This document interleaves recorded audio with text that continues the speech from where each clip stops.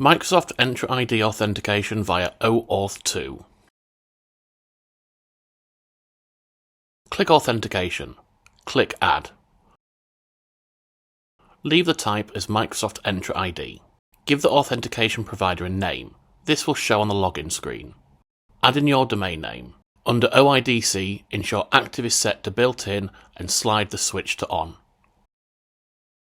Click Save. Click Access Control. Click Add. Turn on Search in External Management and click Search.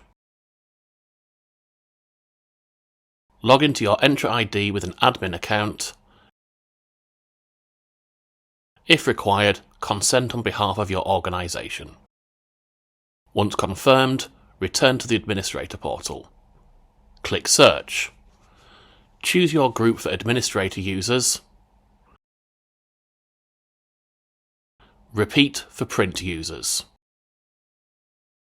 Now log out of the portal. Click on the Microsoft Login button and you can now log in with your Microsoft credentials as a user or administrator.